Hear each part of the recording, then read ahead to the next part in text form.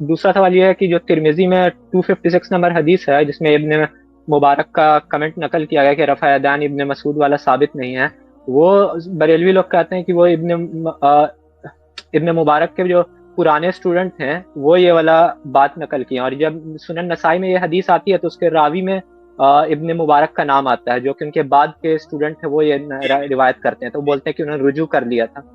ठीक है। अनस भाई मुझे ये बताइए जरा, आपने सुनन निसाई में वो हदीस की सनद पढ़ी है, उसमें इब्ने मुबारक का नाम लिखा हुआ है? ईमानदारी से बताना है आपने।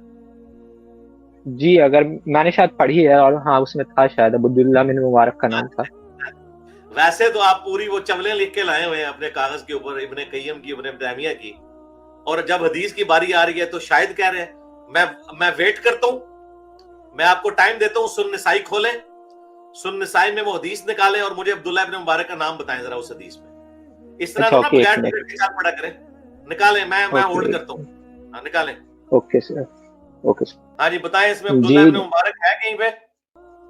जी नहीं, ये वाले सनद में तो नहीं मिला। और सनद क्या, यही सनद है ना सुन निसाई की। निसाई में एक जगह ही हदीस आई हुई है, ये कोई 50 जगह तो नहीं आई हुई। जी, मिल गया एक। अस्सलाम वालेकुम वरहमतुल्लाहि वबरकातुहू। तो दोस्तों, आपने सुना मिर्ज़ा जैलमी के चेले का सवाल और मिर्ज़ा जैलमी का जवाब। तो आइए अब हम चलते हैं मुफ्ती राशिद महमूद रिज़वी साहब के बारगाह में। तो जिस तरह पहले उन्होंने मिर्ज़ा जैलमी को लगाम डाली है, अब भी इंशाअल्लाह वैसे ही लगाम डालेंगे उसको। इसका जवाब सिर्फ़ और सिर्फ मुफ्ती राशिद महमूद रिज़वी साहब दे सकते हैं। इसके अलावा मिर्ज़ा जैलमी के पास भी इसका जवाब नहीं होता। वो हर वक्त आएँ बाएँ शाएँ और एक सवाल के अंदर उसका एक जवाब होता है, और जब दूसरी बार वही सवाल किया जाए तो उसका जवाब और होता है। ये इल्म का जो है ना, इल्मी यतीमी है। ये कह सकते हैं कि इसके पास इल्म नहीं है बिल्कुल, और ना होने के बराबर है, 100% ना होने के बराबर है। लेकिन जिस तरह आपको मालूम है कि मुफ्ती राशिद महमूद रिज़वी साहब, अल्लाह पाक उनके इल्म में मज़ीद इजाफ़ा फ़रमाए, अल्लाह पाक उनकी तमाम मुश्किलात को आसान फ़रमाए, वही इसका जवाब दे सकते हैं। आइए सुनते हैं मुफ्ती राशिद महमूद रिज़वी साहब को। बिस्मिल्लाहिर्रहमानिर्रहीम। सैयदना अब्दुल्ला इब्न मसऊद रदियल्लाहु ताला अन्हु की तर्क रफ़उल यदैन वाली हदीस पर मिर्ज़ा जलमी की तरफ से जो एतराज़ात किए जाते हैं, बिहम्दिल्लाह ताला हमने दलाइल के साथ उसके जवाब दिए हैं। और हमारी वीडियोस देखकर सुनकर कई नौजवान मिर्ज़ा जलमी के धोखों से बच गए, और अब मिर्ज़ा जलमी से जाके जब सवालात करते हैं तो मिर्ज़ा जलमी अपनी अदम इल्म और अपनी जहालत की वजह से ऐसे बोंगे किस्म के जवाब देता है कि देखने वाले उनको मिर्ज़ा जलमी पे हंसी आती है। सैयदना अब्दुल्ला इब्न मसूद रदियल्लाहु ताला अन्हु की हदीस पर मिर्ज़ा जलमी ये इतराज़ करता है कि इब्न मसूद की हदीस के बारे में इमाम अबू हनीफ़ा के शागिर्द इब्न मुबारक वो कहते हैं कि इब्न मसूद की हदीस ये साबित नहीं है। मैंने बिहम्दिल्लाह ताला दलाइल के साथ इसका जवाब दिया, और गालिबन मेरी वीडियो को देखकर ही एक नौजवान ने मिर्ज़ा जलमी से सवाल किया कि आप ये कहते हैं कि इब्न मुबारक अब्दुल्ला इब्न मसूद रदियल्लाहु ताला अन्हु की हदीस को साबित नहीं मानते, जबकि इब्न मुबारक तो ख़ुद अब्दुल्ला इब्न मसूद रदियल्लाहु ताला अन्हु की हदीस को रिवायत कर रहे हैं। सुनन नसाई के अंदर वो हदीस सनद के साथ मौजूद है। तो मिर्ज़ा जलमी ने सिरे से इनकार कर दिया और काफ़ी देर तक इस पर ज़िद करता रहा कि सुनन नसाई से निकाल कर दिखाएं, निकाल कर दिखाएं। कहाँ लिखा है इब्न मुबारक का नाम, कहाँ लिखा सुनन नसाई से? और ये भी दावा किया कि सुनन नसाई में यह हदीस सिर्फ एक ही मरतबा इमाम नसाई लेके आए हैं, तो मुझे निकाल के दिखाएं सुनन नसाई के अंदर कहाँ है इब्न मुबारक इस हदीस को रवायत कर रहे हैं, और इब्न मुबारक का नाम निकाल कर दिखाएं। पहले तो खुद मिर्ज़ा जलमी ने उसका रेफरेंस दिया कि देखें मैं निकाल लेता हूँ, निकाल के कहा कि ये देखें 1059 नंबर हदीस है, इसमें तो इब्न मुबारक का नाम ही नहीं है। अब वो नौजवान भी कंफ्यूज था, बहरहाल उसने फिर आखिर में जाके इसका नंबर बता दिया कि 1026 नंबर, 1026 नंबर भी है, और बाज़ नुस्खों के मुताबिक 1027 नंबर भी है। ये हदीस 1026 या 27 नंबर सुनन नसाई के अंदर मौजूद है, जिसमें इमाम अब्दुल्ला इब्न मुबारक वो ख़ुद सैयदना अब्दुल्ला इब्न मसऊद रदियल्लाहु ताला अन्हु की हदीस को बयान कर रहे हैं। तो अब इसका मतलब वाज़े साफ ज़ाहिर होता है कि जब इब्न मुबारक इस हदीस को रिवायत कर रहे हैं, اگر یہ روایت ابن مبارک کے نزدیک ثابت ہی سرے سے نہ ہوتی تو وہ ایک غیر ثابت شدہ روایت کو آگے لوگوں تک کس طرح پہنچا سکتے ہیں، اور ساتھ اس کے کہ اس روایت کا ثابت نہ ہونا بیان بھی نہیں کر رہے۔ امام نسائی جب اپنی سنن میں اس حدیث کو لے کے آئے، میرے پاس یہ البانی کی تحقیم کے ساتھ مکتبۃ المعارف ریاض سے چھپا ہوا نسخہ ہے، البانی نے اس حدیث کو صحیح بھی قرار دیا، 1026 نمبر۔ اسلام 360 جو وہابیوں کی ایپ ہے اس میں 1027 نمبر اس کا نمبر ہے۔ اخبرنا سوید بن نصر، امام نسائی کہتے ہیں کہ ہمیں سوید بن نصر نے یہ حدیث بیان کی، خبر دی، انبأنا عبداللہ ابن مبارک، اور سوید بن نصر جو عبداللہ ابن مبارک کے شاگرد ہیں وہ کہتے ہیں کہ ہمیں عبداللہ بن مبارک نے اس کی خبر دی، عن سفیان عن عاصم ابن کلیب عن عبد الرحمن بن الاسود عن علقمہ عن عبداللہ، یعنی امام عبداللہ ابن مبارک یہ حدیث امام سفیان ثوری سے، اور سفیان ثوری عاصم بن کلیب سے، اور عاصم بن کلیب عبد الرحمن ابن اسود سے یہ حدیث بیان کر رہے ہیں، اور عبد الرحمن ابن اسود علقمہ سے، اور علقمہ سیدنا عبداللہ ابن مسعود رضی اللہ تعالی عنہ سے حدیث بیان کرتے ہیں، اور عبداللہ ابن مسعود رضی اللہ تعالی عنہ فرماتے ہیں الا اخبرکم بصلاۃ رسول اللہ صلی اللہ علیہ وآلہ وسلم، کیا میں تمہیں رسول اللہ صلی اللہ علیہ وآلہ وسلم کی نماز کی خبر دوں کہ حضور کس طرح نماز پڑھتے تھے؟